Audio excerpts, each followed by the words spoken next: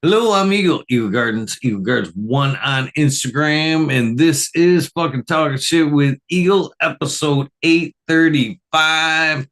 Returning favorite tonight, Mr. Joel from Norstar Genetics. How you doing, my friend? Doing good, doing good. How's it been? Good to Oh, see you. doing well, my friend. You know, the other day I seen your post kind of like rooting on that damn snow, and I was thinking, man, that crazy bastard.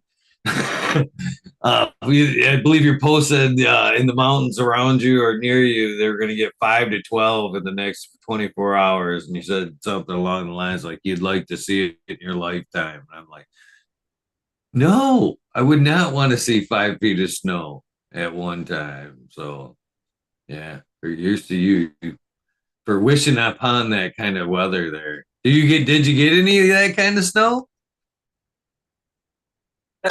We don't get snow where I'm at. I'm by the coast. That's about 3 hours away up in Tahoe. But I'd like to just be able to see 10 feet of snow fall, so I could actually just walk out into it and just see what it's like. But I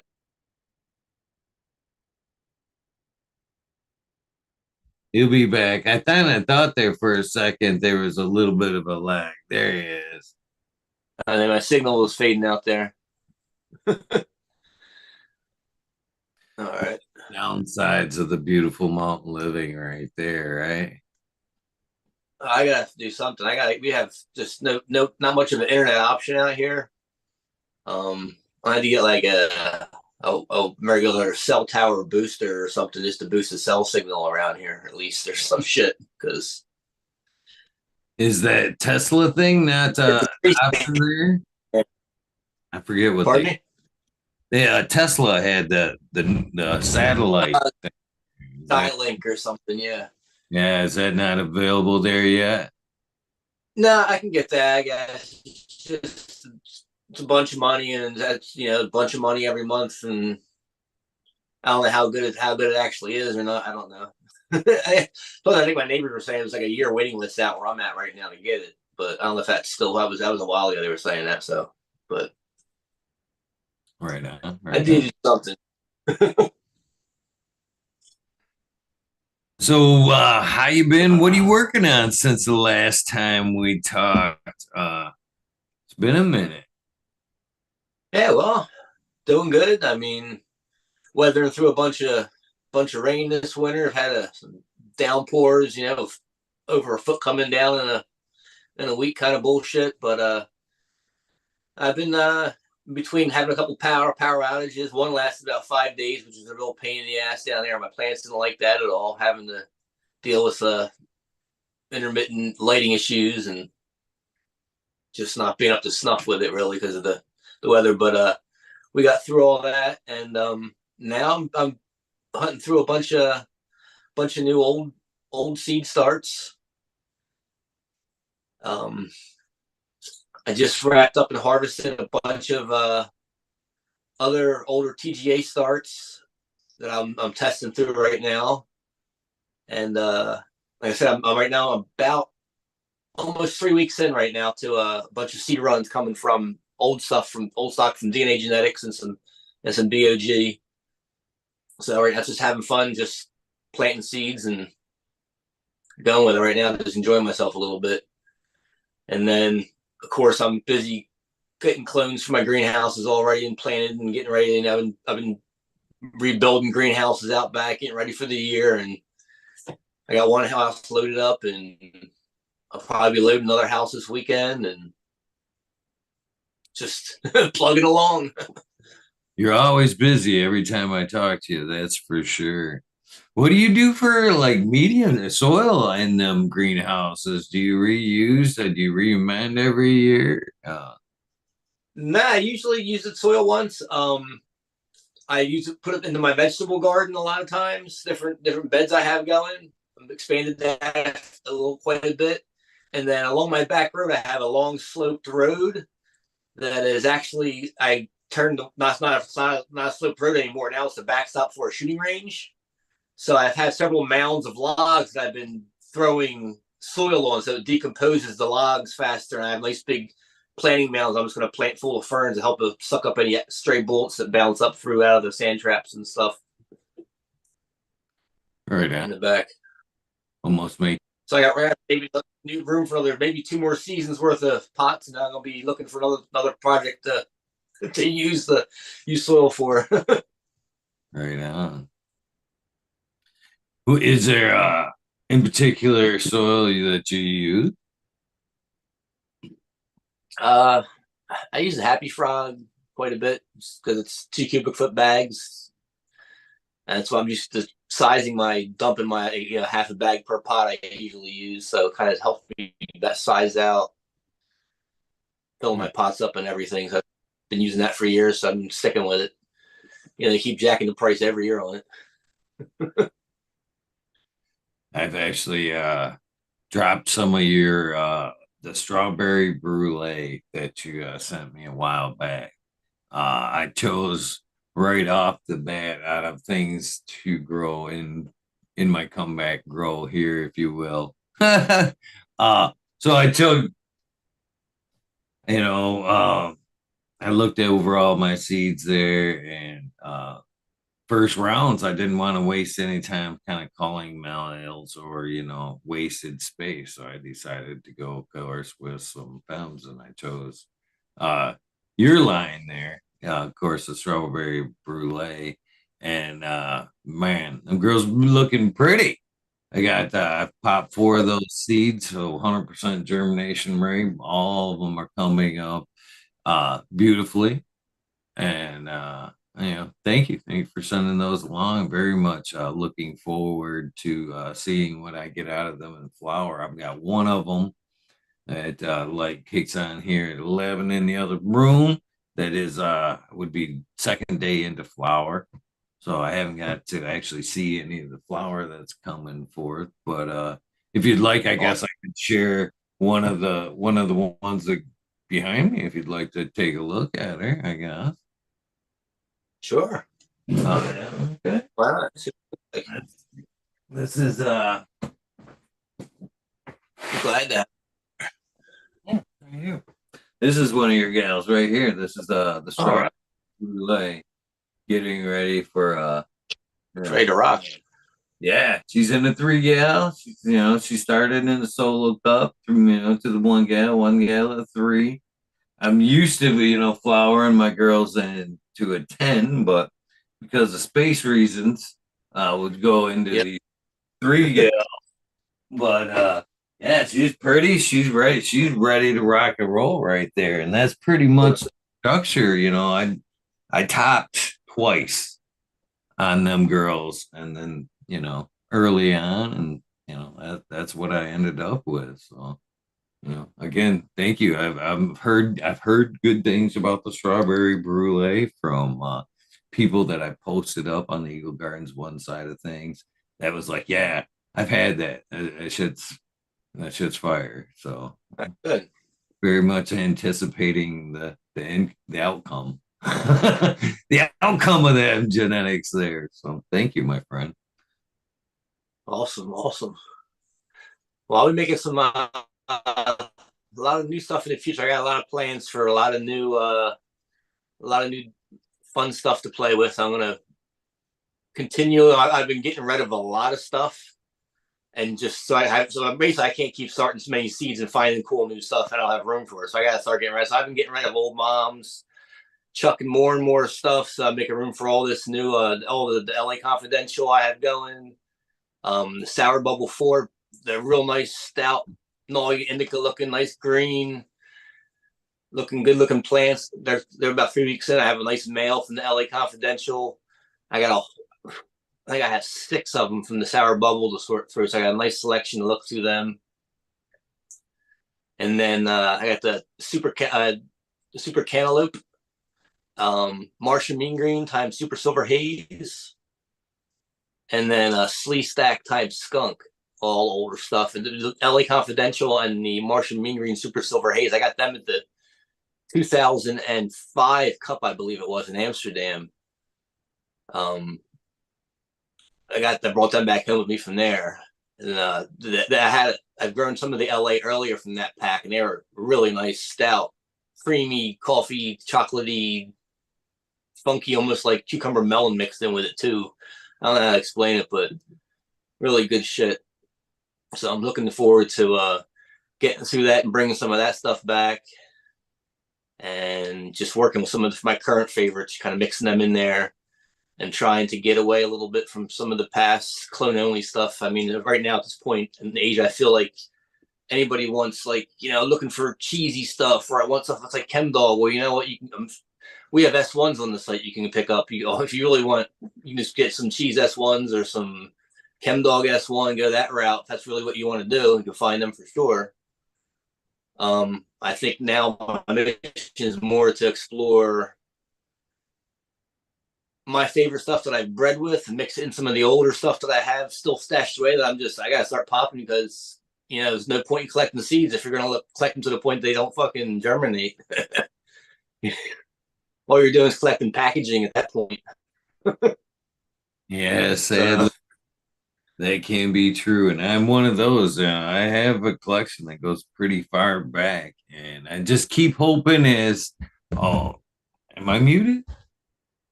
Nah, Am you're I right. still muted? Oh, all right, all right. And uh, I'm hoping that in time that science, cannabis is pushing things along pretty quickly. I'm hoping that our greed in holding on some of these seeds will really push some of these genetic or seed popping practices to, like, we can fix that. We can get that. How's that? No problem.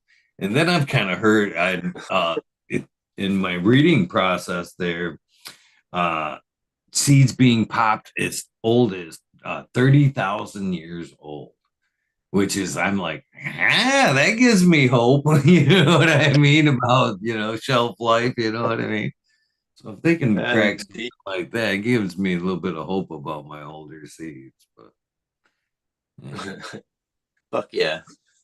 No, but I mean, it's the kind of thing, like, I was going through looking through some older seed stock. I'm like, I gotta get on some of this, because I've grown some of this stuff before. I've enjoyed a lot of it, and I was going to get back to it. Well, that was like 10 years ago. I need to I need to get back to it now. It's been a long time since I've popped any of these, so I decided I've been kind of on a popping spree. I did that, and then early, like I said, right now I'm going through a whole bunch of harvest looking for the best phenos so I can re-veg. I have a whole bunch of Vortex, over 2 dozen Vortex I have in the bag right now. I'm going through lemon Stilton, some sweet tea, just going through some good TJ stuff, some class stuff, some stuff I made. And then the Vortex, I really enjoyed that one a lot. I mean, I like Apollo, but I hate growing it.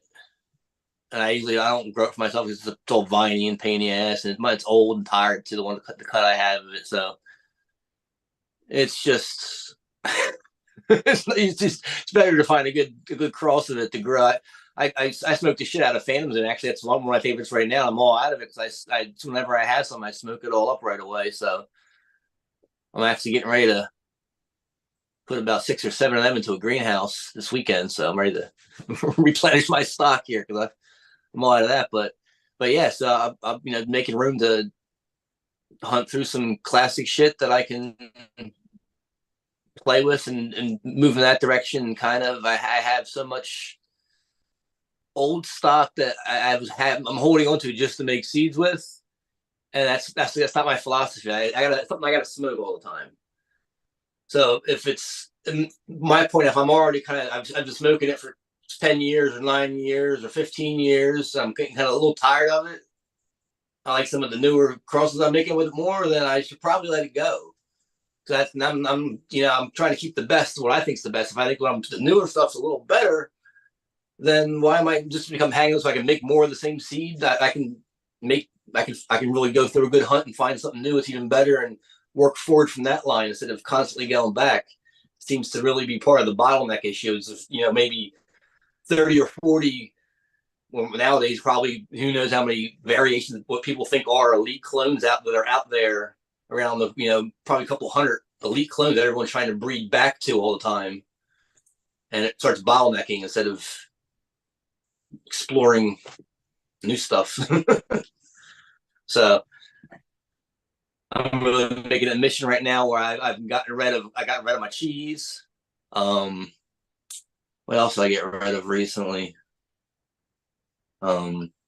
Shit, cheese. I got rid of the ACDC and some other stuff that I just had so much stock to work with that I can find better stuff moving forward. So I'm trying to make room for the new by tossing out the old and stop using it. I feel like almost like it's like a crutch. Like you're going back, like, I know I can get these terps out of this plant if I cross it. Well, I can find it in these other crosses here too. I have back crosses and cubes of a lot of this shit too. So it was time to move on. And it was tell you what, it was like the most stressful thing getting rid of a plant that I had for 10 years or 15 years. It was almost like sentimental. It was the roughest thing ever. Ended up had it set it aside and like no. Then I came back. I'm like, real quick with a chop. Cut it. I was like, the samurai sword real quick. Just got over with it. And I half thought about I could cut a clone right now off of it.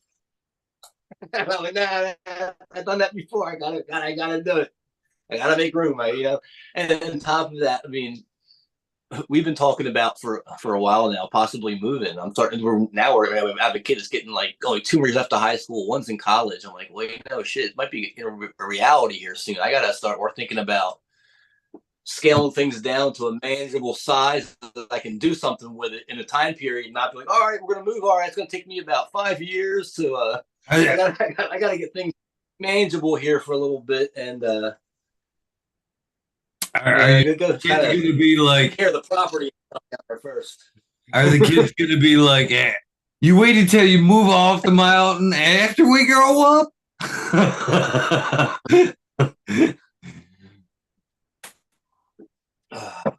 Oh, that's awesome. Well, they're what they're up to. I can imagine they're in their own world now. Grow up is a beautiful mountain like that. I mean, yeah, that's most people's lifelong dream is to see and live like that. You know what I mean? So what makes you want to move off the mountain? Would you venture far? Would you venture far from where you are now, or? That's a funny thing too. Is just thinking about it. It was we could venture not too far away. Would try to look just a little further north and try to get a little more rural than we are now. Because right now it's kind of neighborhoods around us and stuff, and we like to be a little more out in the sticks, a little more homesteady, off the grid kind of thing. That would be fairly doable. We also wouldn't mind moving like to Virginia or West Virginia and doing the same thing and looking for a place that has natural gas on the property and having gas well and being even more self-sufficient, power and everything. Really doing it that way too. But that's, and yeah, you can get more bang for my buck selling my house from here and moving there. But that's a whole process. I mean, I moved from New Jersey to California with a third of the shit that I have now, and that was such a process. I can't even fathom even starting to try to move cross country again. Not to mention, I've been acclimatized to the West Coast, the dry weather out here in the summertime. I think I might have a meltdown in humidity. So that I'm listening to you talk here, and I'm thinking about the many projects I've seen you complete over the years online, and I'm thinking, man, you had a hard time with that clone. It's got to be just I know as a fucking craftsman, the things that I've built and shit that what I mean. It would be hard part with a lot of the shit. But I know you poured heart and soul into that house, and that's one of the reasons. I can't help but wonder either one or two things have happened there. Either you've kind of taken that house as far as you want to, you know what I mean? You've done everything in that place, and you're just like, shit, now I'm bored. I need to start over. More I want to do, but it's I like to have a little more level land around my property. It's a little bit sloped off. I'm getting older. It's a lot of up and down the hills and shit. It's just I'm thinking about where I want to be like 20 years from right now when I'm retired and I'm kind of kicking back more. I want to be at that same place. I want to start that place now. I don't want to be like, moving there when I'm retired. I want to be like have my place set the way I want it and be that old and just enjoy it. I'm getting skeptical I can do that here. I'm like, because we get like bad storms with these big ass fucking trees swinging around, like powder. Like, oh my god, something's gonna fall. I have to replace a fence. I'm gonna replace this. I'm gonna go into fucking like, oh my god. So I'm thinking of a little more land. I can space things out a little bit more and just. But So at the same time, I planted 30 of the fruit trees out over 30 of the fruit trees that are on the property here now. I've done so much work to the property to make it my own. That's definitely a real hard thing to part with, trying to move. Like I've already been making it the way I like it, and it's like just about where I like it. But so I guess with that is some can we start the event again? as people come and look at it like that, it's going to be awesome to see people appreciate, all the awesome stuff that you've done there.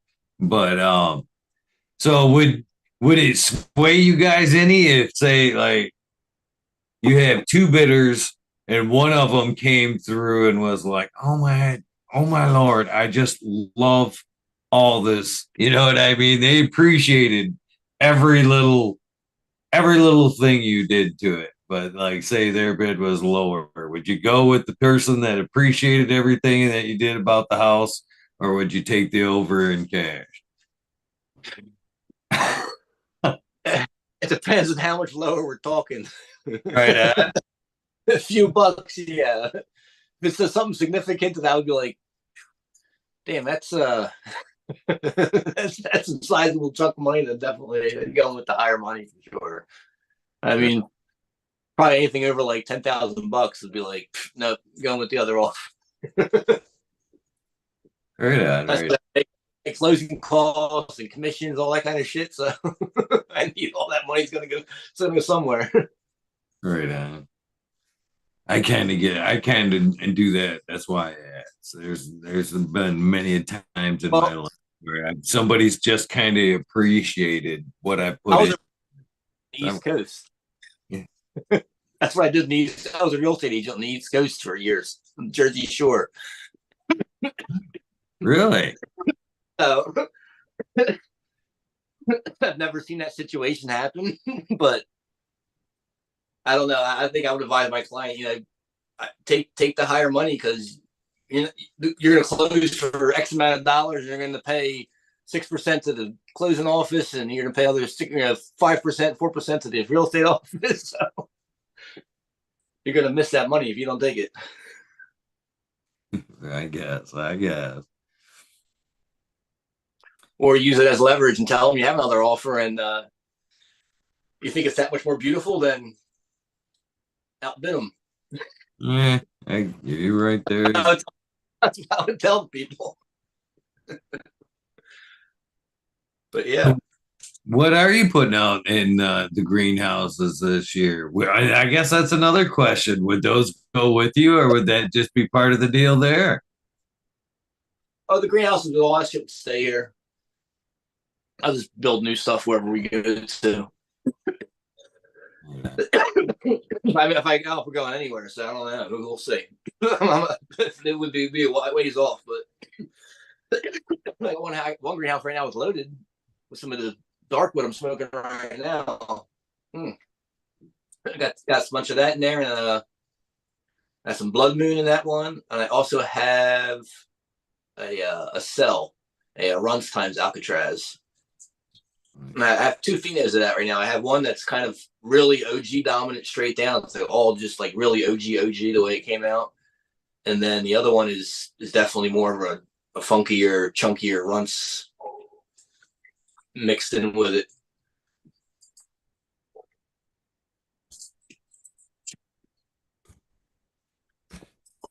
That's the one I have in the greenhouse right now. I think. I have to check the tag. I'm pretty sure that's the one. You had quite a few dark wood crosses, right? When you bred that one, when you crossed that. Yeah, Yeah. I made that one back in 2010 or 11 originally, and then I popped some more seeds of that in 2016 or 17. Uh, Grew some of that out. I had male. I used that for a batch of crosses in 2018 and 2020, I believe. I did 2 batches of crosses with that male, and then I moved on from him. But I still had the same dark wood. I'm debating popping some more of those seeds and going forward, or popping some of the F2 I have and going forward, going towards the F3 with that and continuing on. But I say I only have so much room, so I'm trying to just complete one thing before I move on to the next project. But I definitely like the dark wood a lot, so I'm definitely continually working with that one. Nice. The dark wood samples, everything that I have tried that had dark wood, that was dark wood or dark wood cross was very, very good for sure. I can see why you'd continue to work with it. That's for sure. What's the weather like up there? You guys getting some thawed out yet, or Oh fuck, man, we never froze. We never did for froze? we did for a second. I think we got like two snows. Uh, but yeah, it was 70 degrees last week. It's Oh raining. shit! Living greenhouses up then. Yeah, close to. I would, it's been, yeah, it hasn't dipped under freezing in about a week. So no snow Go for on it. the ground. It's raining right now. I'm good with it. I'm good with a light winter, that's for sure. As you talk about getting older, I'm getting there myself, and I'm not falling down hills or I'm not dealing with that kind of terrain. But I'm fucking tired of snow. I can do without snow for a minute, that's for sure. Yeah, I gotta get out in the driveway. I gotta battle some moss. I got moss taking over my driveway like crazy. It's just even in the summertime we get a lot of fog and shit like that, and I'm on a bit of a northern slope over here, so it kind of shades out my driveway, and it just never gets enough sun to where it really kills it off. Or it just this past winter, it really just took the hell off. So I gotta I gotta hit the power washer or some shit and start scrubbing that off. Yeah, that could be a bit. Slippery as hell. Slippery as hell. I got Gooey Breeder came over a couple weeks ago. He slipped and fell on this shit. Felt horrible. That stuff it's just like ice when you hit it. It's wet out. Sure is there. Zinc strips and shit like that don't work over there these days. They kind of, it's in the shingle algae and that type of antifungal resistant in a lot of shingles these days. But uh it doesn't help over there. Just too shady, too wet, too shady. Yeah, I mean, it's wet all winter, never dries. Driveway never dries out pretty much. And then just my location, just we get enough summer fog that not that it's always wet, but we get a little bit of dew fall usually in the morning, and it just keeps kind of damp Right on. quite a bit. No, I gotta get on it. I'm just too busy doing other shit to fuck with the driveway half the time.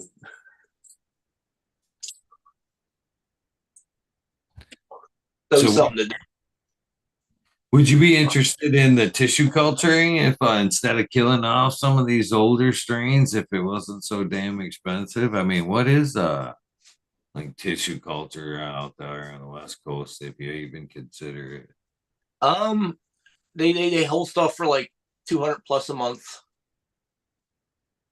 and That's pretty, then that's kind of they, yeah. So I mean, they culture and hold it for you for that long.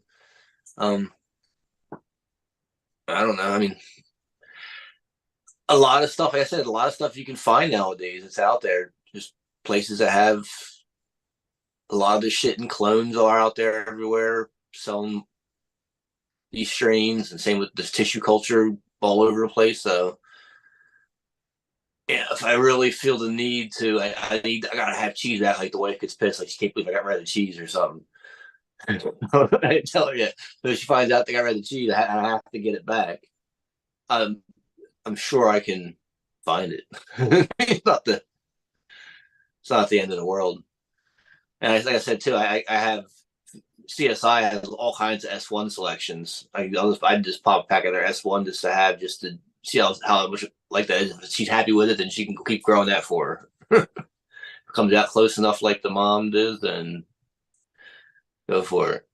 I mean the one phenotype I had of 1985, which was a UK cheese crossed to the Golden Child, which is a Oaxacan cheese Santa Marta cross. One of them was really cheesy. Like it looked phenotypical, faded, like the yellow leaves faded out early. Same shape and all, very cheesy flavor. Um, she's happy with that one. She didn't even know it was different when I rolled a joint of it by itself. Just had a smoke with her. So I was, joining the cheese. Oh, this is great. I haven't had this in a while. I'm like, huh, not the cheese. I haven't grown it in a while. So that passed the test for me there. So Right on. Cheese is yeah. definitely a good strain. I can see why she would want to keep that one around. So, Miranda Family Farms in chat has a decent question there. Will you be vending anywhere this year? I mean, with online thing, man, what I guess let me flip that around. What happened to, in your opinion, to seeds at events? You know what I mean? I understand the boost costs were always part of the equation and one of the biggest obstacles, but how come more and more breeders don't? Is it the boost? Why don't make any more of these? I mean, first of all the shows in California, I have to have a license for the shows, so I can't get into the shows in California. Hmm. That's some place where I can't sell my seeds. I sell them through a head shop or something. I can't sell them at the shops anywhere. I'm pretty sure a lot of the other states close by, you have to have a license in those states to sell the seeds in those states too. And most of the places that would have shows would be out west for the most part, that anyone can come show up and have a booth. We're in the East Coast, and I'd have to pay the booth and an airfare and a place to stay. I mean, depending on where it's at. If it was in New Jersey, I could find a place to stay at family and stuff. But otherwise, I gotta, it's a big expense just to go out there, and you're not gonna make too much, and it's a whole. And at the same time, I gotta worry about who's taking care of all the stuff back to my house, because there's no one taking care of everything. We used to do. My wife would do the shows, and I would stay home still take care of everything. But she's busy working as an accountant now, so I'd have to basically do the show myself, and then I don't know who I'd have to take care of my plants and everything. So just having I can be everywhere online at the same time. So just haven't had it, and I'm pretty accessible on Instagram. I get back to everybody, answer everybody's questions all the time. So I'm really accessible. So I feel like I don't have to really do as many shows. I don't know. Right now. I at least when I basically go down and do the Emerald Cup in Santa Rosa, which is 15 minutes from my house. That was good. Roll down there. Yeah, they had expensive booths, but I make plenty of money, make all that back, no problem. Wasn't a huge freaking traveling extravaganza, going all over with the booth, setting it all up. It's a big process. We always brought wooden. We always have like full counters, glass and wood counter displays, and backdrops, and the whole shebang. We go roll with all that stuff, flooring, the whole nine. So it was always a big production. Just it takes a lot out of you. we did a lot of shows. We can go all over, up and down the state, and close by states all around for years, and just since 2018, everything they changed Prop 64, and it's just really shit out in California for us and everything. You can't really go to any shows or go to any shops anymore, so I'm just sticking it online. Yeah, that's crazy. You know, I think a lot of people have kind of lost the respect for, you know, the people like yourself that over the years have put in a ton of work to make seeds available, and not to mention the risk, you know what I mean, that came with that, because a lot of times the states and shit you guys went to weren't necessarily they could have been legal, but you know what I mean? They didn't necessarily without total risk, I guess. For sure, I got a little story about that too. The first, I mean, when we first moved to California, I had met Sub the previous in the winter the year in the Cannabis Cup, and we got here. And I was in touch with him, so I drove up to Oregon, met up with him, and that's when I brought seed stock back here to start selling seeds in California in 2007. So we got that going on, and we started doing a couple shows, and we did them under our LLC through the High Time shows and other venues, getting the booth space and all, paying for it. And then we went to our lawyer, and our lawyer's like, "Oh, you guys you're in big trouble because you can't be doing shows, TGA shows. These guys have seeds, they sell them all around the world, international selling seeds. If they have you using your LLC as TGA for as their booth cut name, selling the seeds out in California here, they're gonna have you for international conspiracy or some bullshit or whatever." So we got all paranoid and shit. We're like, "Oh, we're done. We can't do any more shows." And then nothing fucking happened. Like a couple years later, like, "Yeah, fuck, we'll start doing shows again." But they had us all paranoid that we're gonna have the feds come and get us for conspiracy, to make it look like we're a California medical company while the seeds are being sold internationally from Attitude and everywhere else. And like, that's something different. Like, "Oh yeah, but you guys are at the booth doing it. It's your LLC. You actually have a company name now going into the books of California here for the paying taxes for the booth and everything else and insurances and everything." I'm like, "Really?" I'm like, just fucking seeds. But even then, it was before the Farm Bill was passed. That was very iffy, up in the air. I mean, seeds were considered pretty much cannabis then. So I remember when Sub got in trouble there in Arizona. Well, there was a couple of times towards the end there where there was a little bit of trouble there. And I thought, "Oh God, I'm in that phone book." I'm in that phone book, damn it. I'm in that phone book. And I kind of I had a lot of the same thoughts through that time too. I was like, "Oh shit, this could be." But yeah, I mean, definitely through them years, you guys took a lot of risks, you know, traveling from state to state and being there and providing, you know, genetics. Even though you may have popped up in a medical state at the time, there was a lot of fucking risk for you guys to do that shit. And I myself, I miss those days, you know what I mean? Nowadays, the events have changed a little bit, man. It's not necessarily the rush.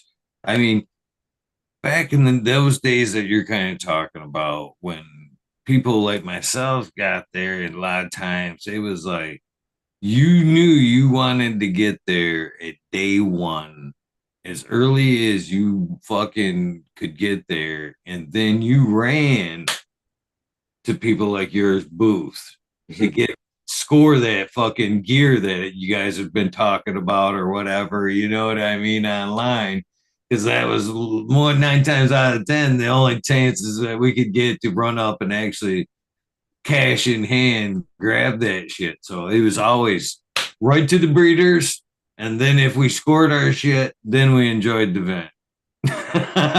But it was always straight to the breeders. Straight to the breeders first, pick up your seeds, You know what I mean? And a lot of times it was literally, come on, get your shit. Let's go. Let's go. Let's go. You know what I mean? Fucking pushing your way through crowds to get to the fucking front of some of these booths and shit. You know, and I think that we missed that shit, to be honest with Sitting out at the picnic table everywhere, just getting fucking wasted. People passing out and taking dabs for the first time all left and right. Oh man, there's some funny shows back then. I've actually haven't been to a show in like 3 years. So you. Yeah. Why? Oh, I guess why? I mean, has things just changed that, that much in your area that they've lost the appeal, or is it just because of I booze? don't. That's when I vended there, but I always just. I mean, I'm more about being self sufficient, grow my own everything, make my own edibles. Doing everything myself if I can. I don't make vape pens or anything, so if I wanted a vape pen, I guess I'd have to go to a shop. But I don't ever smoke them. My wife does once in a while. She goes pick stuff up sometimes, but I don't mess with any of that crap. So I just haven't had a need to go to a shop for anything for the most part, Why not? and it just seems like a big commercialized. I don't know. I'm more laid back and chill. I'll be sitting at home smoking a nice fat joint with my wife, go on the couch, eat some ice cream, watch some stupid ass show or something, maybe smoke a little hash. Depending on how hard I was working that day, it could be like 8 o'clock at night and I'm already passing out. It depends on if it's been a long day or I've been busting my ass doing stuff. Then after I smoke some hash and have something sweet to eat after dinner, I'm just like, whew, I'm cold on the couch before I go to bed for a bit. But yeah, I'm usually behind not much of the party crowd anymore. I've been to so many parties through the years and just kind of been taking it easy, enjoying and taking it a little slow right now. When was the last time you made some hash? Oh, last time I made hash was in the fall. It was in the fall, yeah. It was probably in November. Last time I made any hash. Made a few batches off the fresher harvest stuff, and I still have like 2 more batches to run, but we started getting bad weather, started moving in, and I haven't then been rainy and shit. I haven't got out there to it since, but I've had plenty of hashes. That has been a problem.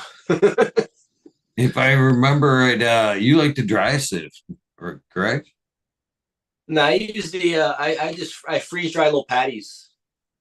I ice hash. All right, right on, right on. I couldn't remember if you did the ice water hash, if you preferred it in the dry sift for some reason. But No, I want ice water. right I on. think I'm doing washer though.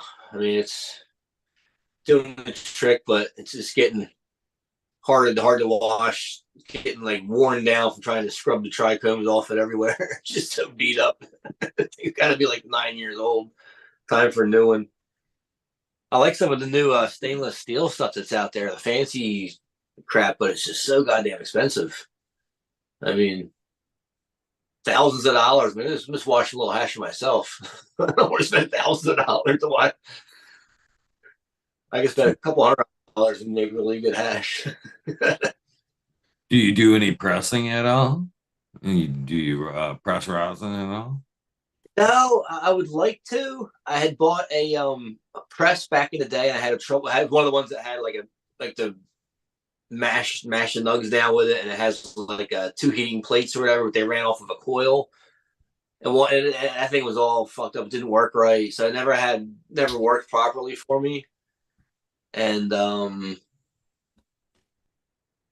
I just haven't went and explored any rosin presses since. But I did like the little bit of rosin I got when I messed it. It was just such a pain in the ass because the thing was all malfunctioned and shit. Didn't work for nothing. So I got turned off to it real quick. But other than that, the actual product I like. If I had the space, I guess I'd probably get a small little something to press some hash or press some nugs for sure. And I guess that brings me to my next question. Do you prefer to squish nugs or do you prefer like a hash rosin? I don't know. I actually haven't smoked enough of it because, like I said, I usually smoke my own stuff. I only had a chance to use it a little bit before it busted. So that was like 5 years ago, I'd say. From Fair. what I remember, I mean, now that's not fair because the hash, I pressed a little bit of the hash, but the hash was already cured for a while, so it was that, and the buds were quite fresh. Not like raw fresh, but I mean they were only cured for 3 weeks, 4 weeks, so they were nice and fresh. So the flavor difference was totally totally different. But yeah, I have to really have a taste test between the two to recall which one I like better. Right on. I just think to me myself, I always wonder because it's more of a filtration thing. I think you know what I mean. There's more medicine coming straight from a nug smash versus what you've already lost through the hash making process. You know what I mean? More of the essential oils, fats, and stuff that are in it. And again, I'm not I don't do a whole lot of expansion myself. So, as far as taste, I don't know how much that matters. I always think about it more as a medicine than, you know what I mean, anything else. So I always think about what I'm losing in the process, just like anything else. Oh man, what that miss over there? You know what I mean? So I don't know. I guess that's my conundrum there.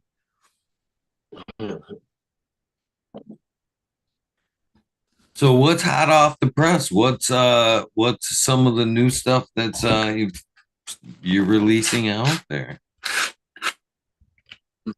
I just dropped the Colombian menu. I came back out with that again. This one here has its F2 stock in it, and made some different Colombian crosses. The Santa Marta Sling, which is a dark wood cross with Colombian. That one is freaking really nice. Adds a nice volume to the bud, punches up the flavor, brightens it up. Still has a nice heavy sativa leaning edge to it, so fun smoke. Um, yeah, I mean that menu right there. I'm getting ready to drop the third dimension menu. There's some fun stuff in that. I haven't had a chance to grow it myself yet, but I've seen several really nice samples of the Xenomorph, which is a Space Queen F2 cross to the third dimension. Some really stellar looking plants of that.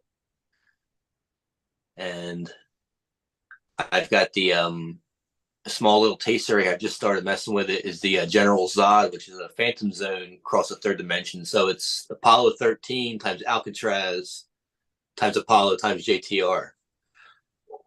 So that's a really fun one. It's the first little taste I had is not I wouldn't say it's an Apollo leaner. It's definitely present, but it's more down the middle, more OG coming through from the Phantom Zone. Seemed to pass along a little more OG in it than it did from the Apollo. And then the third dimension just kind of like added more like this citrusy spice flavor to it. So it's got a nice kind of rotted mango, dirt, earth, funky pine, citrusy thing kind of going on. It's pretty interesting, but we'll see. I have to actually give it a good solid taste test and everything. But what it smells like in the first little tiny bowl I did taste off, it was pretty darn good. So looking forward to that. I got a Panama Red menu coming out. It's going to have the F4 on this menu. I'll be dropping that probably next month. I still have a couple of things I'm testing on that right now. It takes longer to grow out. Most shit on the menu takes like 90 days or more. So a lot of real sativa lean and stuff there. But yeah. So I mean, kind of playing with sativa stuff. Oh, sound like you're on mute. I am. I looked up and seen it. Just the name Panama Red right there. I'm sure has fucking raised a few eyebrows. Like, oh yeah, when's that? When's that line coming around? For Well, sure. we had with the F3 out for a while, and then just I still have a few of them left over. I'm probably gonna hang on to them. I think it still might still be on the side. I don't know, but yeah, I've just been waiting to get to them for a while, but itching for it. It's just that's a project that takes a bit longer because anything you test just goes that much longer just to check things out. I mean, most stuff's 10, 12 weeks or more. So I don't run through everything, but I like to check anything that might possibly be new. I get a couple things in just to see if the germ rates on them and, you know, if I'm getting what I expect just from some of the growth and some of the basic flowering. So. Right on. Definitely a lot of people in chat talking about how much they love the genetics. I tell you what, I like this cup right here. This one you got Sun Oh Law. yeah. Yeah, I didn't realize until the other night I was drinking some grape juice and it just purpled out the cup and it almost like the cup Yeah. stained it there. And I'm like, wow. But then it cooled off and I'm like, oh, that's one of those color changing cups right there. So yeah, it's a cool cup. I've never really had one of the color changing cups, but this was a cool cup. I appreciate that. Yeah, sure thing. Yeah. Colombian menu. Yeah, I got a lot of shit I forgot about. That we just got finished up doing our little contest I had going over the fall. It was a little growth thing. The tart 2.0, which is the sour Colombian. I mean, a sour strawberry type of Colombian. That came out a lot of nice phenos that I got to see. That was cool. I'm also tasting right now the Harvest Moon Haze, which is the Blood Moon crossed with that. And that's really interesting looking. I got one of those. I got a male put aside of that right now. Just got really nice fingered out serrations, really stocky, lots of branching, looking like it's going to be like a big sagging sativa bush type of growth as far as the male goes. The way his structure is looking when I flower him out. He's been re-vegged, but yeah, it's like I said, I've just getting ready. I haven't tasted through that one yet. I just have just the first impressions on a lot of this stuff. So, but a lot of fun, real sativa shit in that one. I'm looking forward to probably planting some more of that. Dirty Sanchez. That's a funny one right there. What made you settle on that name? Little secret time Colombian. I don't know. I just sound like a fun name for that one. That is a fun name. So yeah. So they got let's see. I think the Sativa Vision, the third dimension cross with Colombian. That should be a fun one too, because the third dimension is nice and sativa, but it's also fast flowering too, as far as sativa goes. So I'm looking to bring that down to a solid 9 weeks or so in some of those. So right now, the Colombian usually goes around 11 to 12, depending on the phenotype you got. If I can bring it down under 10 weeks, I think I'd really be happy with the things. It's tough for me to put it in the greenhouse sometimes, unless I have a whole greenhouse of it, because then all of a sudden I'm empty the greenhouse and I have like 3 plants sitting all by itself. I'm like, all right, you guys gotta get 2 more weeks by yourself just sitting here. It's like I'm just wasting away using the same amount of electricity to run the dehumidifiers and the fans. Everything costs as much from just 3 plants just sitting there going. So it's usually the kind of thing I save till at late season where it's like the last run. They can just go and later, but I'd like to grow more of some of that stuff. So if I can be able to preserve the really bright sativa and just keep bringing the flowering time down. And I mean, as far as sativa, I really like to preserve the Colombian side of it. I really enjoy the really like bright, uplifting, semi raciness it can gift to you, but I have kind of muted it out a little bit, so it's more manageable unless you smoke too much early, or you have too much coffee with it, and you get a little panicky or something. But yeah, I mean, I'd grow more of that. I definitely would. It just takes so damn long sometimes. I usually don't grow whole greenhouses or something, so I'd be happy if I have an empty greenhouse with 2 plants sitting in it just waiting. So, Chat's asking, what is your best Jack the Ripper leaner or cross currently available?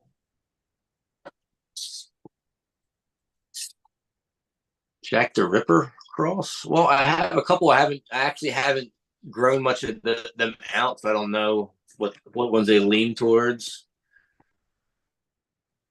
Or anything similar? Right now. What he'd be asking as well.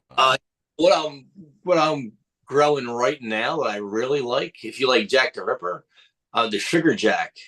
It's an XJ13 times Space Dude. They're not on the website anymore, but you can still get them by special request. I have got to do taste testing a whole bag of them, about 13 samples. I mean, shit. I could pick six keepers out of the 13. They're all freaking really stellar. Very like JTR. I'd say they're a little more citrusy haze and a little less of the lemony hash. So it's kind of like a little more towards the Soylent Green kind of hazy, like that line, and a little more Jack towards this mixing with it, and a little less of the hashiness from the Jack's cleaner, like less of the lemon pine hash kind of mix. But it's very much reminiscent of a Jack the Ripper, but I think it actually has better bud structure. The XJ has a little less leaf, a little more calyx to leaf ratio. I'm really happy with the selection I got to pick from right now. So that's a really solid.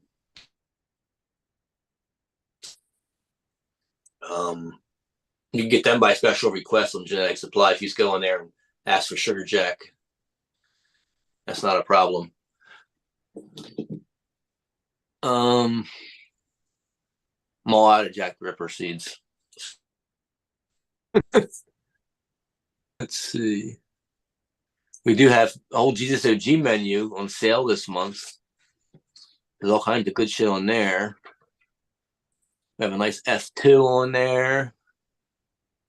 But no JTR crosses. No. I don't know. Let's see. What I got over here? I know I have something. How many strains have you named? I mean, it's gotta fucking be tough to come up with new and original names for cannabis. It's up there. Yeah, I mean, I've seen some of them cross sheets. over 6. I mean, I got a stack of menus. I got a bunch of new menus, and I have just started to memorize all the. I'm so used to some of the older names. I hadn't made a whole bunch of new batches of stuff in a couple of years. I took a couple of years off of making some batches. Now I just came with a whole bunch of fresh new shit that I've named all up and trying to get the names down still.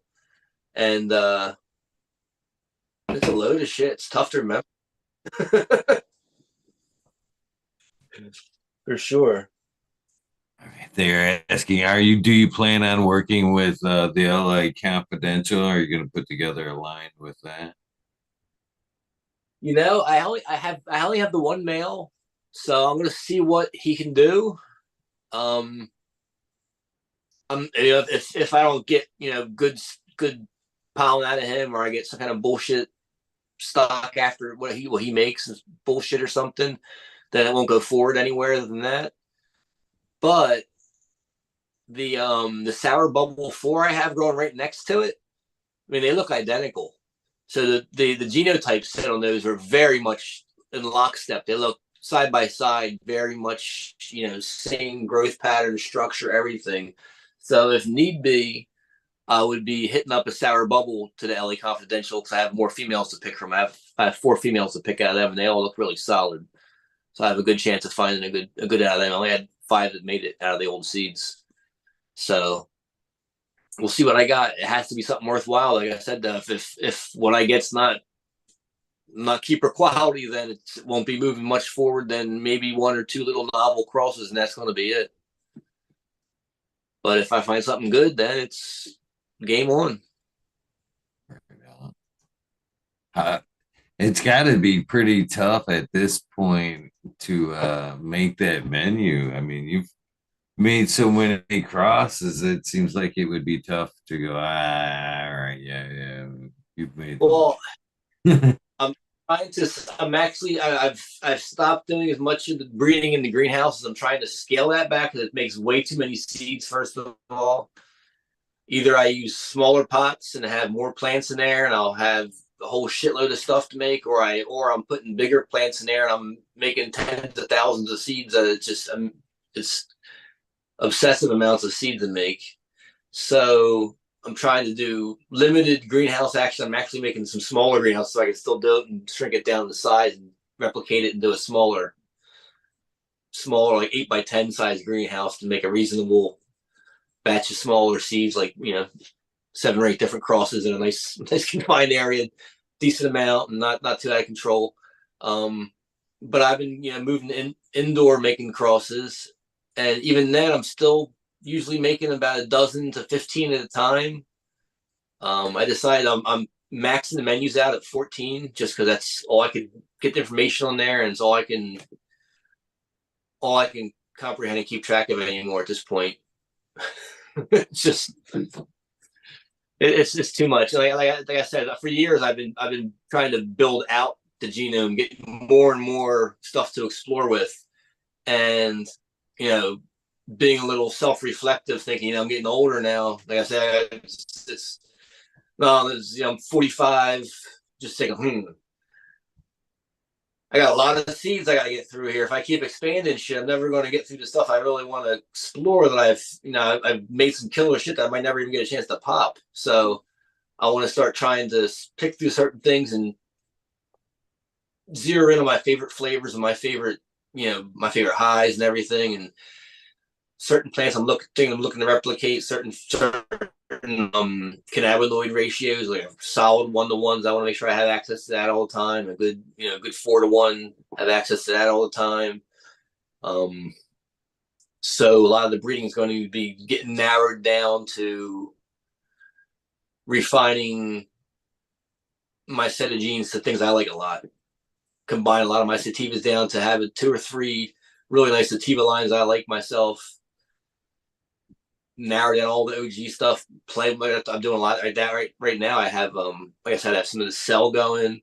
I have Death Row OG going, which is a Hell's OG cubed.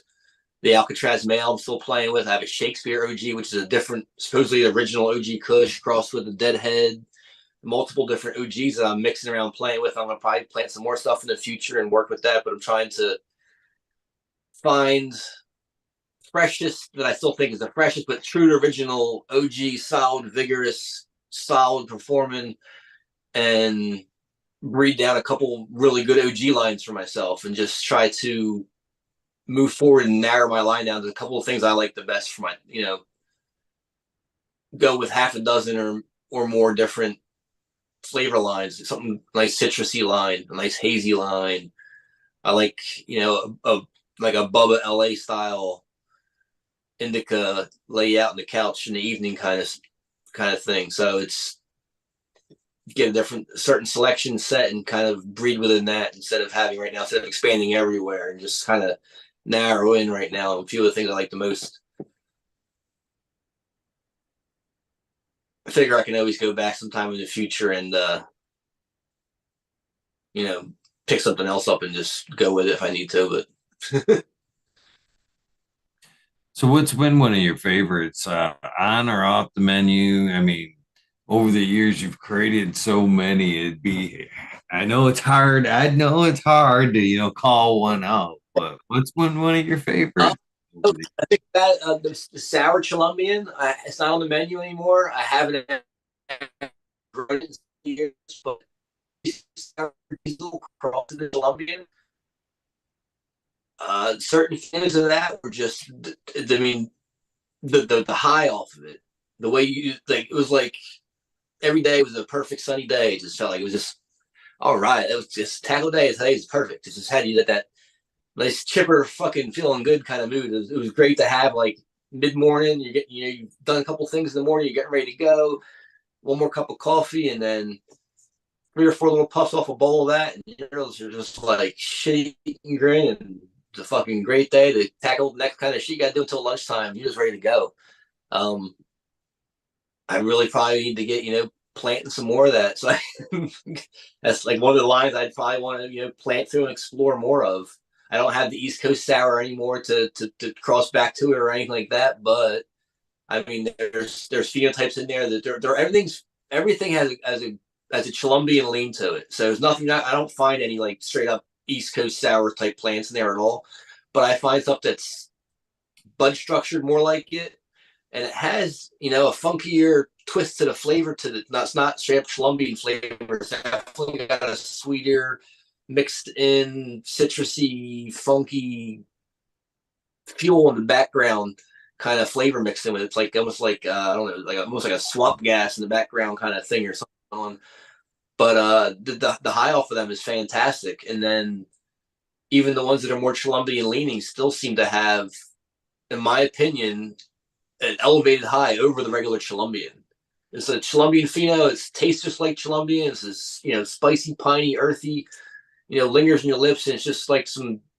It's just my like it's like a dry smoke. I kind of like that. It's not sweet or fruity at all. It's like a nice dry toke. Um, but it just takes any of that anxiety, chipper, any of that anxiety, nervous kind of feel you get from the Colombian, and that washes it away. And it's just a happy as hell feel. So it's just it cuts through all the highs. It's a really great smoke all around. And every pheno, whether it's the sweeter stuff that has more of the East Coast in it or the straight Colombian ones, they all have a wonderful fucking high. I really miss I used to smoke it all the time. just one of the best. I haven't had it in a while. I need to kind of get back to that. I guess the Buñuelos lately I've been smoking has been taking the place of that. That's a form cookies cross with the Colombian. So obviously you see the theme. I like the Colombian stuff a lot. Really, I smoke that because it gives me a great feel. It sort of has similar effect. The cookies, the form cookies, knocks back the edginess, but it really adds a really nice bulk to it. So it's actually a good producer too. So I like putting it in the greenhouse, and it really throws down some fucking nice spuds. Pretty easy to trim, and it's to me it reminds me of a really good super silver haze. So I've been enjoying that a lot lately. Uh, shit, Phantom Zone. I love the hell out of that. I have not grown it in the greenhouse yet, other than once that was actually seeded out. So I haven't had a chance to actually grow it in the greenhouse and smoke. I've only grown it indoors and smoked it. And I'm already out again for the second time I've grown a batch of it. I'm like, so I'm getting ready to load the greenhouse to that up. So that's one of my favorites. That's the Apollo cross with the Alcatraz. And the pheno I have it grows very much OG, and then the buds have a little more Apollo spear shape, a little foxtail on them and stuff, and it has a lot of a peppery, it's like a peppery mango OG dungeon. I don't know, sweaty fucking gym sock pit, but the flavor comes through just nice and bright, and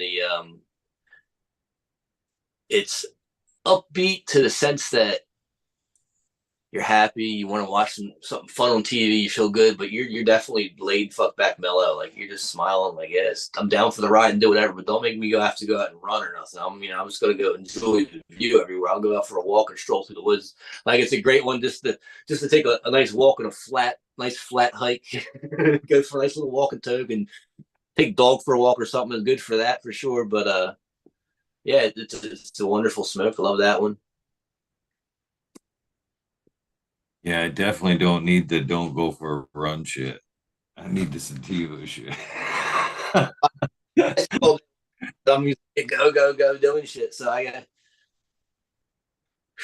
I'll smoke it all day long. They don't start until mid morning, but I'll smoke a bowl and then have a bowl at lunch and then a bowl in the afternoon. Usually keeps me chugging along. Whether I'm cutting down branches, filling up, getting ready to do a burn pit pile going here, cleaning the yard up, all kinds of storm fucking damage, like trees down and shit from this year. So lots to do. You still take solar hits whenever available? Yeah. I don't think too many people will even remember that there was a thing there for a minute. People would carry around a little magnifying glass and hit their bowl with the sun there, the solar hit. I mean, yeah, killer ass sun.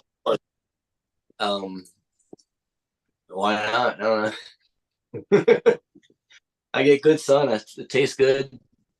I mean, as a matter of fact, I don't have. I need to get a herbivore. My herbivore broke a while ago. I haven't bought one yet, and I'm just been stuck using a lighter. I kind of don't like it, but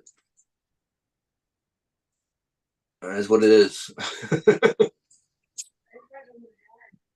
Is because I've never really tried it myself. Is the solar hits basically kind of like as close as you could get is to a good clean vaporized hit or Yeah, it's like you're smoking with a laser. Smoking some lasers, man. they I should. mean, it's basically you depending on how fine your cone gets and the size of your lens, you can torch the whole bowl. You can kind of get into where it just starts vaporizing it. Doesn't quite torch it yet, and then you just gotta you just play with the distance you're messing with there. Right somebody should those back either like a little keychain magnifying glass or like a bowl, bowl combo that sits on it. Be pretty cool. Yeah, I definitely remember the solar hits phase. I was just talking about that the other day, and they hadn't heard about it. She hadn't heard about it. I'm like, yeah, it's a thing. It's a For sure, for sure. Yeah, I don't know. I still like smoking bowls the best, I guess. Um, Now when I'm out, if I'm out working in the yard, I'm gonna be like I'm chopping a bunch of firewood or something, or I'm gonna be out in the peacock cage, cleaning the cage out or fixing something or whatever. Around now, I'm gonna be out for a while. I'll roll a joint and take it with me, and I can just puff on that while I'm working. I've I just, always been kind of a joint guy myself. So I do appreciate the bowls.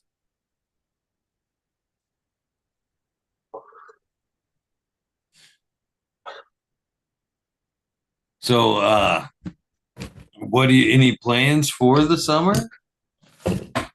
This coming up beautiful year. well, we're gonna be. I said I'm rebuilding greenhouses, so Uh, got Smart. got that one. I'm getting ready to load the second one up this weekend, and then got another one that I'm working on right now, and I have one more to start. I've been putting little posts up about simple shit I do in the greenhouses, so I'll probably put posting some more stuff about that. Just simple irrigation setups and bullshit like that. Um, Probably gardening around the house. I'm sure I'll find a project to do somewhere. I have this past winter I did a bunch of trim work downstairs, did some remodeling. I need to I got my bedroom to do.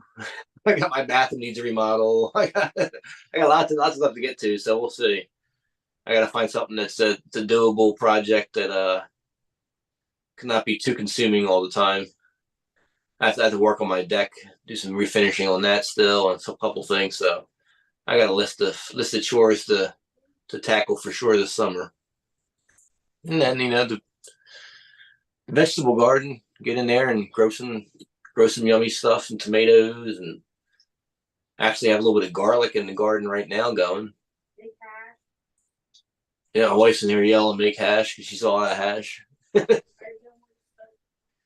Go get some hash out of the stash, then. Yeah, it's been a while since I've said hello to her. She's super awesome. You guys definitely make a great team, that's for sure.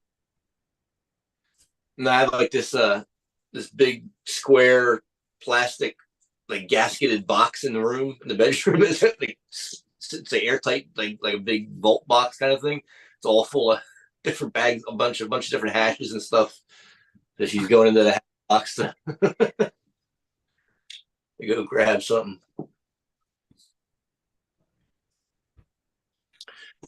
It's actually usually about the time of day where I start fading off after smoking the mash. So haven't had any yet, so I'm not ready to cack out yet. Jen said she wants to send you some butter. Anytime, please. Yeah, I've actually been fucking using a ton of shit ton of cannabis lately.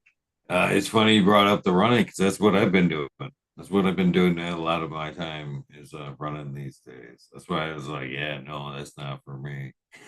Not the no running weed.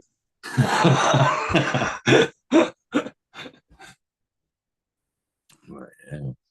Oh, yeah. So, and did we cover everything that was going out in the greenhouse this year? It surprises me to hear you say that you make too much seed out there in the greenhouse. Well, I don't think that'd be most breeders like, oh damn it, I made too much seed. see, like I was making lots of batches indoor, and I did some batches in the greenhouse. But then when I started making some batches for sub, I mean, he needed a large quantity because he's selling them all over the place. So I was filling greenhouses up with stuff, making seed runs in the greenhouses, and I made a whole crap load. And then,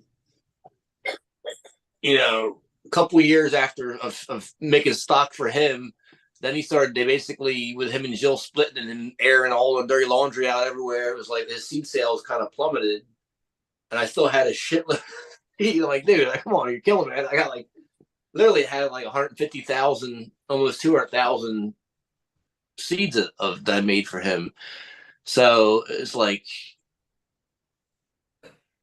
and the sales basically went from one level to about 20% of what they were. It seemingly like in the course of like 6 months of all kinds of bickering back, just air everything in public. It was like, so I had a shitload of seeds there. And part of it, at that point, I was just a habit of loading the whole greenhouse full of big ass plants for seed runs, and I don't sell 300, 400 packs of everything that I make on their menu. So I'm sold loads of seeds from other menus and shit. It's just, it's just making too much sometimes. So I'm actually scaling most of it back down to the indoor. So then it's more sizable packs now. So it's more manageable for me too. It saves me a little bit of time of shucking. I'm not shucking seeds for 2 days straight. So That's understandable. No, it's all good. say it out like that. So yeah, I guess if go ahead. something I really needed a lot of seed stock for something, I guess I'd go ahead and load it back up and run it. But I'm happy with the amount of seeds I'm producing indoors, so I'm gonna try to stick to that. It saves me some work, especially carrying fucking bags of soil. I don't think people realize how much seeds are, how much work seeds really are from start to finish, the whole chucking process and all that. It's quite a bit of work. I can understand. I can feel your pain 100%. It's a lot. I mean, I've shrunk things down a bit for a while when I was doing the big production, like doing loads of seed production. I had a whole other building just for males, right? I flower out males in a flowering room and check through the male stock and keep all those separate. And now I'm not trying to make as many batches of seeds or as much seed. I can just be not in the process of making seed for a while. I can go ahead and run a bunch of males and check them all out and mess around with them and shit, not worry about it. And if worst thing happens is I seed out something that I'm growing for myself to smoke, or something that I'm pheno hunting in somewhere else in there. That's not that big a deal because whatever. It's just So, um, shrinking things down is going to let me have a little more space, a little more time to like hopefully pop more seeds and play with more stuff and not spend as much time shucking through big batches of seeds and doing huge grows and greenhouses and shit like that. What's top of the list of some of the ones to go through that you have there? Oh, let me see. Well, Or is that even a tough question? I kind of want to keep going through a lot of the new stuff too. So that's the thing. Like I want to go through more of the Colombian line. Um, what's the one I had? The Dr. Kananga. That's Pagan, which is Apollo, crossed with Zapotec, which is Oaxacan Gold crossed with Santa Marta. So it's Apollo, Oaxacan, Santa Marta crossed to the Colombian, which is the UK cheese, Santa Marta. So it's all kinds of sativa shit in it. The Apollo helps bring some of the flowering time down. I like to see if I can't find out of them, the fastest flower that's still long, real sativa leaning, and just I want to be able to play with some more just totally unique stuff that no one's out there playing with, and you know, have something unique. I was always like the guy in school, like I wouldn't, buy when I got the new Nike, you got the new Reebok pumps or something, right? I went and got a pair of Lecoq Sportif. They were these French fucking tennis shoes because no one could fucking hear them. Mm. I should have something no one else had. So I went and got these. I ordered them off a line on some fucking tennis magazine thing back in the. This was in the must have been late '80s or early '90s. I don't think they even had pumps out then, but everyone had Nike Airs and shit at the time. And I went and got these dead. And instead of having air pockets inside, they had little triangles cut out. It was like a different color material in the heel. It was some cheesy shit. But anyway, it was just the whole idea that they were just something that no one's seen anywhere at the time. So that's my thing was always big and unique. Like I don't know, like I look at all like the cars, like even come to cars and stuff. I'd rather have something that's just less seen as opposed to being the fastest or the best or anything. I like whatever is more unique, I guess. All kinds of shit like that. I like uniqueness. It just feels more special. It's like I'm not enjoying the same thing that I know millions of people are also enjoying. Everyone's like, oh, this is all the great. Yeah, you're all enjoying the same thing. I want to have something that's just it's more mine. Maybe a couple other people have it too, but not a lot. I can 100% appreciate that. 100%. That's what I always appreciated about being part of. Um, I've worked with quite a few breeders over the years, but being part of their testing process is knowing that what was in the garden back there was some shit that nobody did have. You know what I mean? It was always like when we went to smoke with friends, it'd be like, what in the fuck is that? And I'd always like kind of smile and be like, some you ain't heard of yet. You may hear about that in like a year or so, a little ahead of the curve, but you know what I mean? It was always fun to, know that they ain't had it yet. It's like, yeah, I can relate.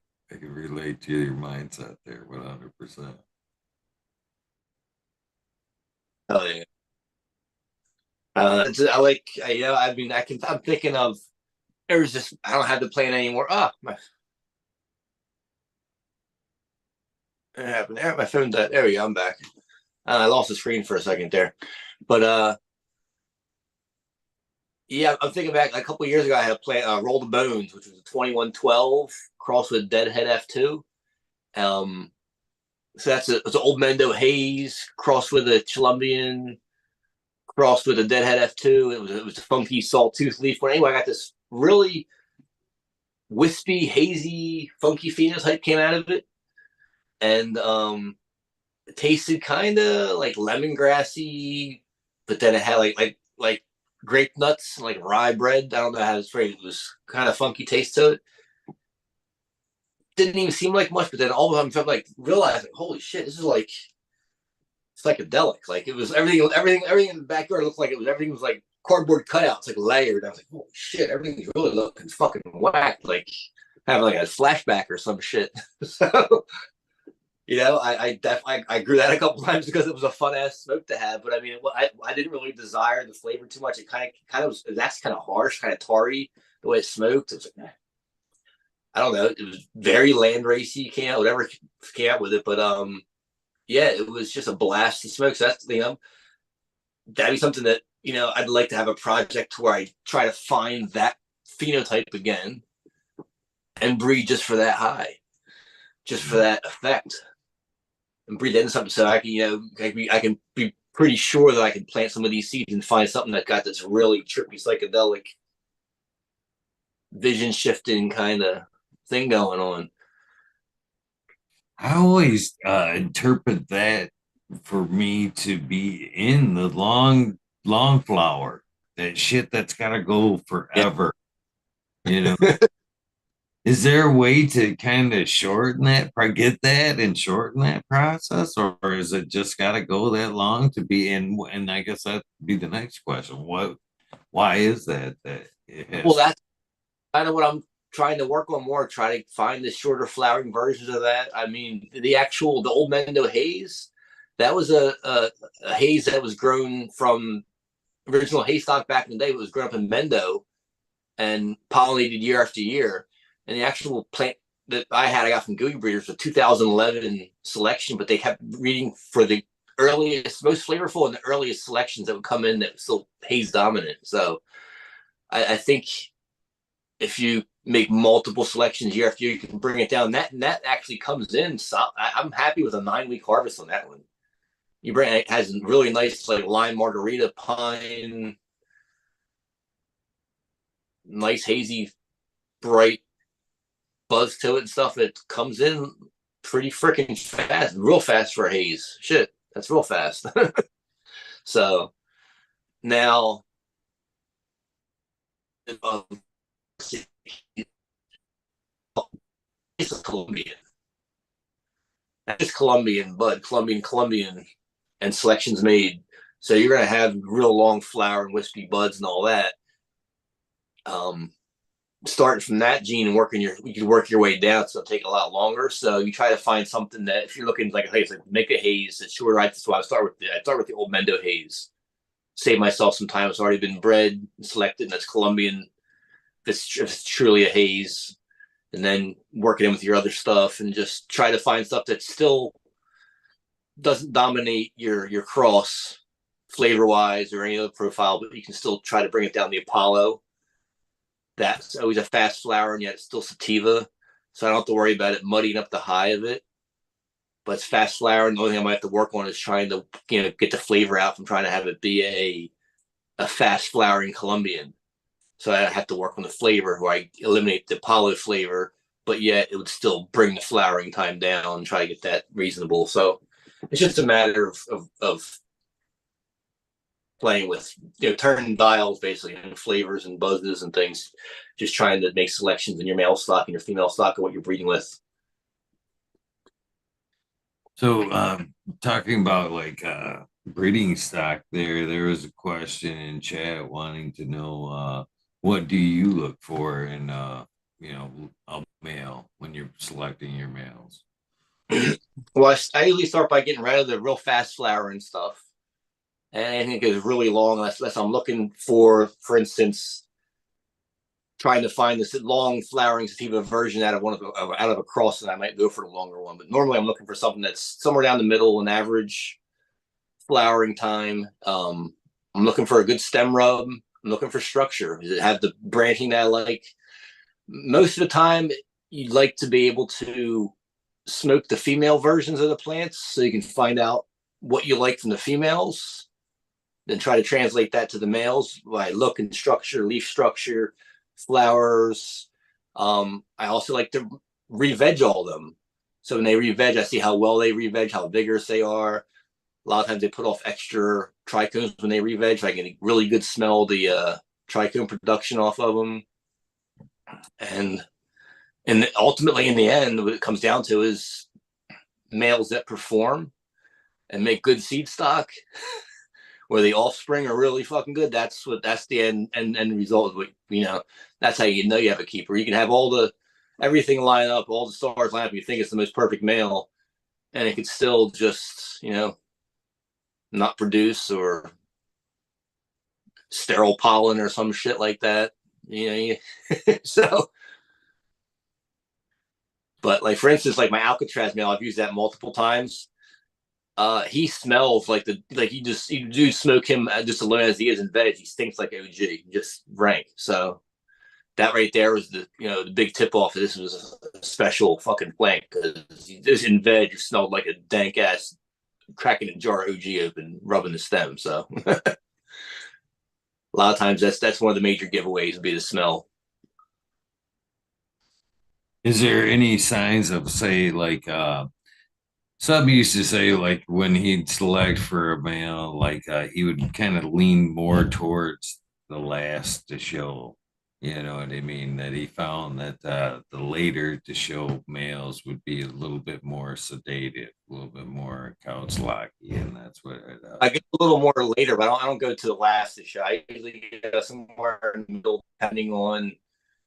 It still comes down to the overall growth and structure. I mean, ideally, I pull all the males out and set all the males out and set them aside to re-veg while I continue flowering the females.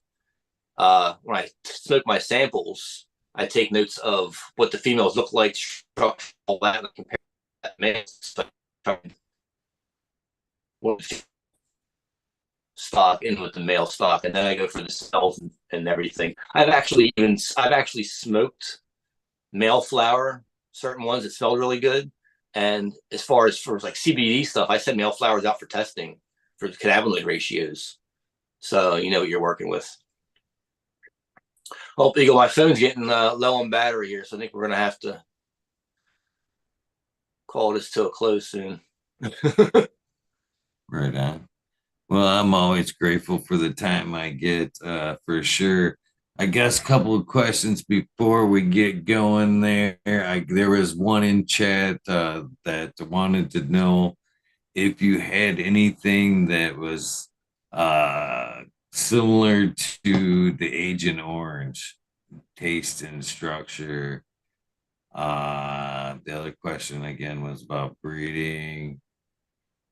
Uh, which we've already asked there, which was what do you enjoy? Uh, so do you prefer or have anything in the orangey, the fruity stuff? Yeah, I I've got a got it. lot of orange stuff, but I have stuff like I have a lot of zest crosses and a lot of calio crosses. There you go. The salted orange here will be what you're looking for. That is calio times the salt. So that's got a really nice citrusy one. As it's a cal. Basically, it's the salt is Bubba Kush times calio times Alcatraz. So you got calio times Bubba Kush times calio times Alcatraz. That's got a lot of calio on that one. And then bang here, dark salt. That's another one to be good. That's got dark wood in it. So you have some, citrusy, hazy. I shouldn't say hazy, more of an acrid lime pine mixed in with the orange and so forth. So that's really good too. But yeah, we have quite a few different calio crosses to look through. Right in. There you go, guys. So yes, there is some orange versions of some stuff there you can find. I think that pretty much it does it for chat questions. I don't wanna. There was one there that was similar to my question. SoCal wanted to know if you believed in sub theory to kill the first male to show. I usually don't keep the first male. Yeah, I don't know if I kill him, but I actually put them all. I kind of have an idea which ones are which, but I put them all back to re-veg, and then I'd ultimately make my selection out of based on how they continue to flower, what they look like with their flower structure and everything, and compared to the female versions that I smoke, and then the stem rubs and all that good stuff.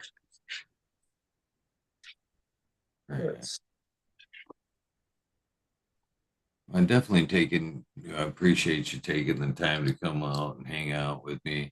I greatly appreciate all the work you do, man. Many, many years of, putting together a lot of fire there, 100%. A lot of years of fucking getting out of there, pounding the pavement and, doing these events. I'm really trying to get stuff for the home breeders. That's why I'm going to try to focus my lines down a little bit and come out with some solid stuff. Like a good Colombian style IBL, good OG IBL stuff. We'll come with some citrus stuff that's going to be straight up IBL, so you can grab that and be guaranteed when you're going to throw that pack down, you're going to get all stuff that's citrusy, and it's going to pass that shit along.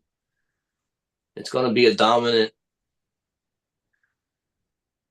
feature. It's going to be prominent. That's what I'm working towards now. So I have, I'll have a set that I know that all these different seed lines are going to be able to produce for the home breeder, so they can add, like you're going to pick up something to add a color to your palette or add a spice to your kitchen. You can just grab it, throw it into the mix. You know what you have when you're making your stuff. Right on. Definitely always quality stuff, 100%. I definitely appreciate your work, man. That's for sure. I'm looking forward to these strawberry brulees behind me. I'll definitely keep you updated on their progress and right on. Awesome. With that being said, the same old things do apply. The link is always good. Weed Nerd Worlds are Monday and Thursdays, 9 o'clock my time. That'd be 6 o'clock your time. If you're ever bored and want to hang out on a Monday or Thursdays, we're always here smoking and hanging out on them days. Other than that, awesome. I would like to get same old thing, that sound bite as soon as I get over here to my record button. Where the heck is it? Hold on, I gotta go full screen. There we go. All right. Where the heck is it? Here we go. All right, Joel. Soundbite. This is episode 835. Whenever you're ready.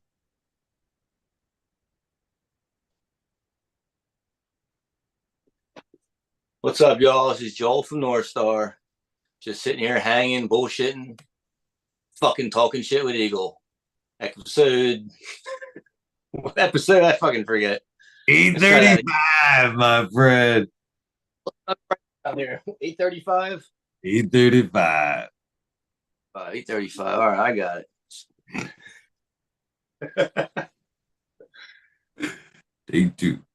Take two. All right. Is there a cue for it, or whatever? I'm ready when you're ready, my friend. All right. What's up, everybody? This is Joel from Norstar. Just been hanging out, chilling, sitting here bullshitting, and fucking talking shit with Eagle. Episode 835. Go check it out. Come hang with us. Perfect. Thank you again, my friend, for your time and everything you do for the cannabis community. I do seriously have a lot of respect for you. And hopefully we'll talk again real soon, my friend. Quick reminder. 6 o'clock. Thursdays and Monday, right? Mondays and Thursdays, 6 o'clock. Yes, sir. Same link. Awesome. I'll be seeing you. All right, my friend. I hope so. I really do. And of course, you can pick up some of your genetics, NorstarGenetics.com and geneticssupply.com. I mean, March is awesome. I'll tell you what, we have our vintage 2020 Alcatraz OG and our Jesus OG menus. Both of them are 35% off. No coupon code needed. All of my feminized stuff, the federal feminized, they're buy one, get one for the month. Dang. this month, the promo, every single order on the site gets a free 10-pack of cheese quake. That's a fucking worth it right there, all in itself.